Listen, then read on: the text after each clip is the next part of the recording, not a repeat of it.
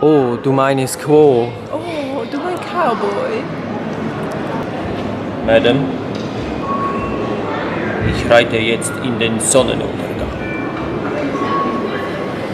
Ich komme mit, mein Cowboy.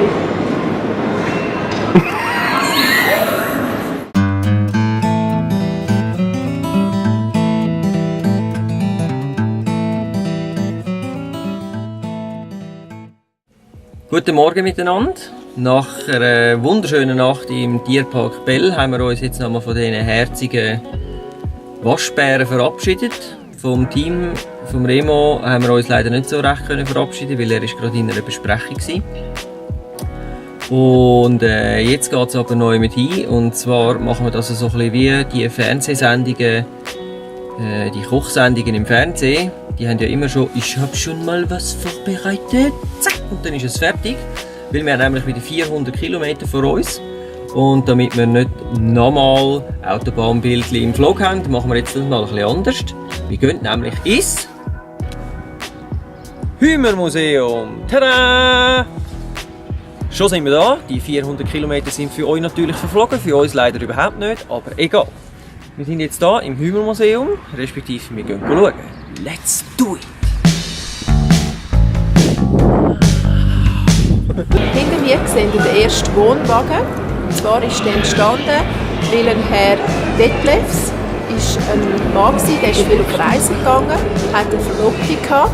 Die war Landschaftsmalerin und sie haben es eigentlich satt gehabt, dass sie immer getrennt waren, weil er viel weg war. Hat sie gefunden, komm, wir machen doch ein Wohnmobil, etwas entwerfen, dann kannst du mit dem auf Geschäftsreise, ich komme mit und nebenbei meine Landschaftsmalerei betätigen. Hier sehen wir jetzt den Detlefs Tourist-Wohnwagen aus dem Jahr 1939.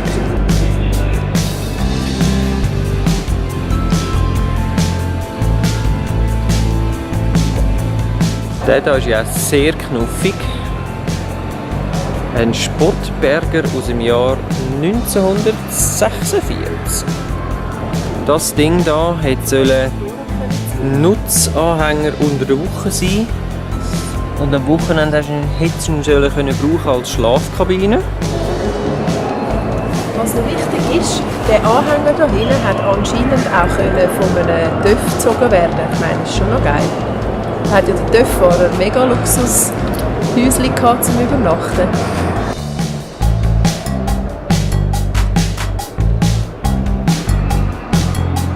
Ganz wichtig ist natürlich auch immer zu wissen, wo das man tanken kann. Aller Ursprung ist allerdings in England entstanden.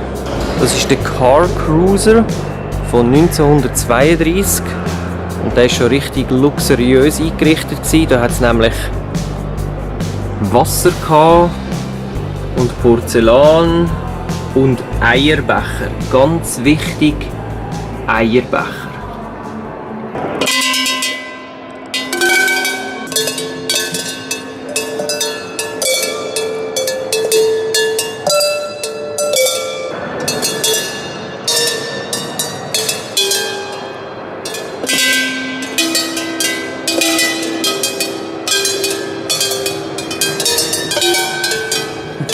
Wer erkennt das Lied? Hier sehen wir einen Zeltklappanhänger aus 1938. Et voilà! In den Süden kommst du natürlich nur mit einem echten UFO. Und der Zweck dieser Form war es, um möglichst viel Gewicht zu sparen. Hat man das so gebaut und dann nur mit Spanplatten Innenteil gemacht. Da können also locker 4 Leute schlafen. Ich weiß nicht, ob man das sieht, links und rechts, je 2. Lustiges Ding.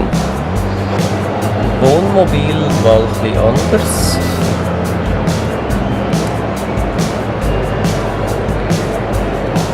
Das Erwin Hümer Motorrädle aus 1947. Ich glaube, jetzt brauchen wir das erste Mal ein bisschen Erholung. Komm, wir gehen an den Strand. Ja, komm, wir gehen.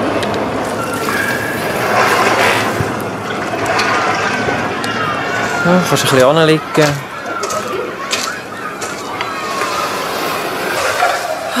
Ist das schön hier am Strand. Und die Möwen. Und das Meer, wie das rost. Jetzt noch das Glacé und ein frisches Gocki.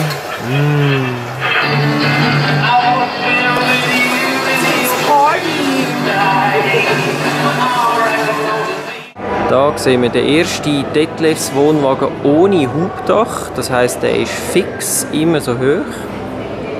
Der ist aus dem Jahr 1961 und der hat sogar ein Bad drin gehabt. Wie man hier sieht, hier hat es ein Bad, Küche, Kühlschrank, Sitzecke und ein Dachfenster. Das kleine schöne Anhängerli hier ist anscheinend sogar schwimmfähig, dank den Radhäusern hier.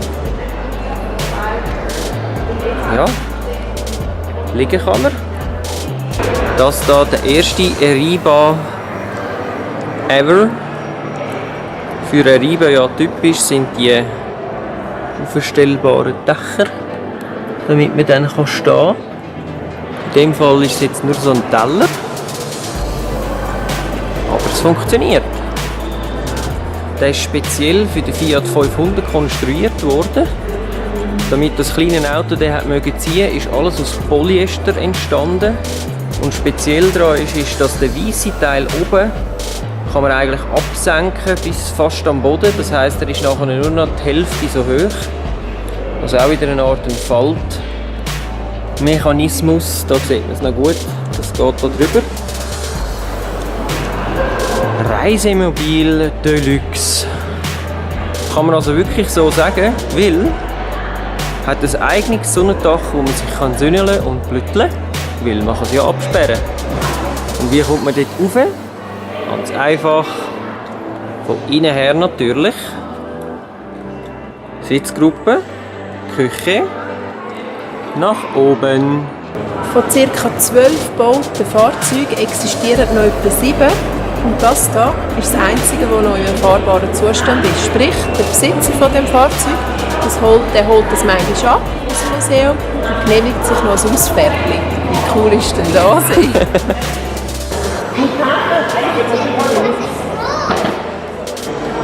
Yeah, it's hippie time.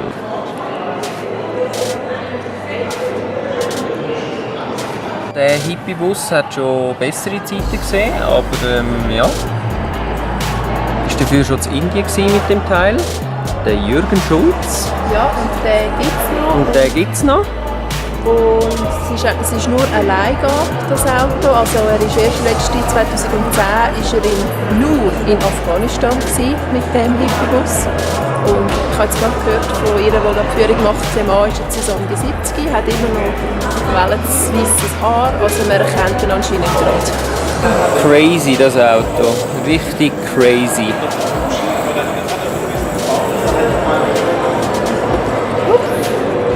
Alles immer mit dabei. Oh Sven, ich hätte so Lust, mal auf Indien zu gehen. Wollen wir nicht einmal auf Indien? Ja doch, komm, wir gehen. Komm, wir gehen. Tritt uns ein.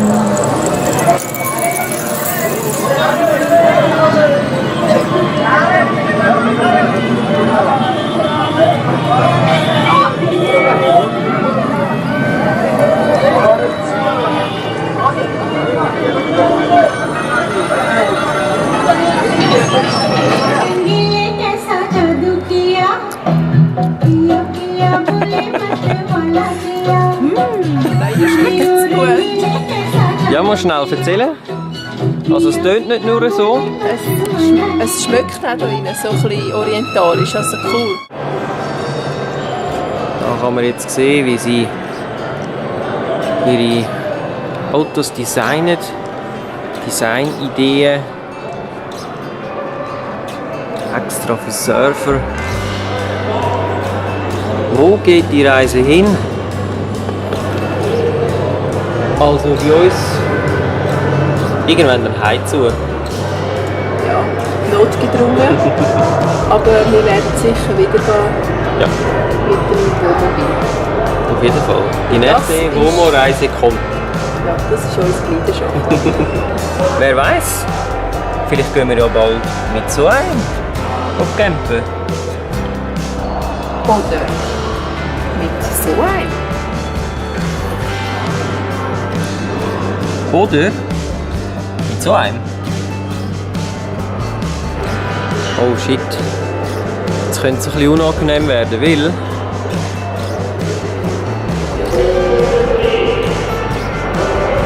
ab sofort filmen wir nur noch ab da rauf. Ja, das sage ich mir doch schon lange. Genau das ist es doch. So, und jetzt schicke ich dich.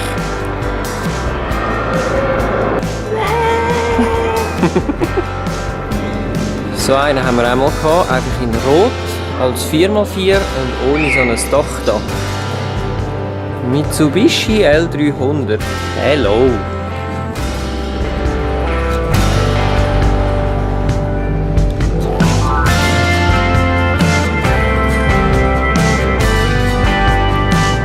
Ganz wichtig, der Kaffeefilterhalter. Eines der ersten richtigen Hümermobile. Das Riesenteil. Also wasserfest ist also kein Gerücht gewesen. Man sieht, das hat funktioniert. Ich schicke dich nicht in die Wüste, sondern in... Gell? Und du bist so ein Böse. So ein Böse bist. Sven, komm, wir gehen ins Kino. Oh ja, ins Kino. Sind wir schon lange nicht mehr gewesen. Und dann setzt man sich dran So oder möchten Sie gerne? der Produzent sagt, wir planen einen Film, einen Actionfilm und da So schön. Drehbuchautoren. Es gibt auch Drehbücher, die man nach einem Roman schreibt. Kühlschrank, aber auch Popcornmaschine, die Geschichte, immer einen Moment, wo irgendwas 5.1 passiert. Surround Sound Wo dann der und richtig Kohlenstühle. also unsere Hauptfigur, ein Abenteuer besteht. Kann man richtig rein chillen und einfach geniessen. Also bei dem Kurzfilm, den ich jetzt... Wo ist denn jetzt Fabienne wieder gelandet?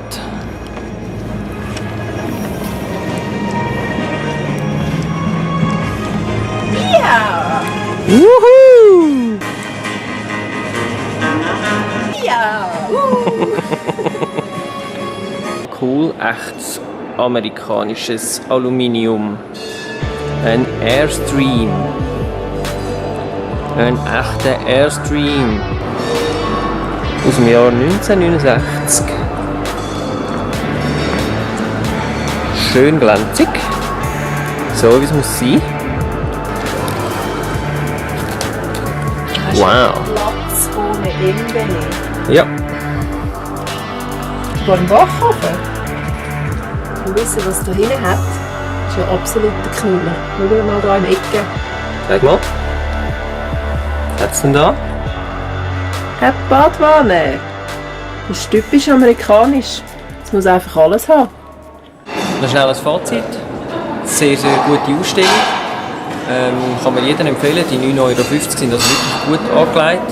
Man kann sich unglaublich lang verweilen. Also wir sind jetzt locker 3 Stunden da gewesen. Jetzt haben wir ein bisschen Hunger und ein bisschen Durst und so. Und wenn wir das Momo haben, haben wir das ja alles dabei.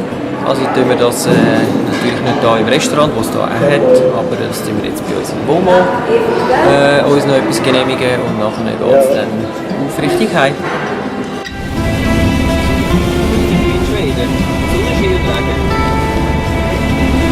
Das ist super.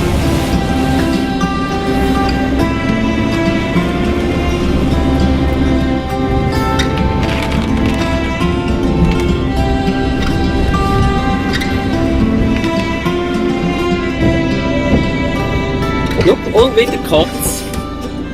Willkommen daheim, Sven. Danke, gleichfalls. Wir haben es geschafft, wir sind zurück. Durch den Regen durchgefahren. Aber eigentlich alles gut gegangen. Wir sind gesund und munter angekommen, das sind wir doch froh. Insgesamt waren es 5200 Kilometer, 220 Kilometer. 470 Liter Diesel haben wir gebraucht und 2 Zaunpersicherungen. Ja, einen Haufen Regen haben wir gesehen, einen Haufen schöne Sachen haben wir gesehen. Uns hat es mega Spass gemacht. Ja, und die Winterkleider, die wir eingepackt haben, haben wir auch nicht gebraucht. Nein, wir hätten mehr Regenkleider gebraucht das mal. Ja. Aber ja no, es war schön gewesen. Uns hat Spass gemacht, ich hoffe euch auch. Wenn ihr das gut gefunden habt, dann Daumen hoch. Daumen hoch bei jedem Video am liebsten.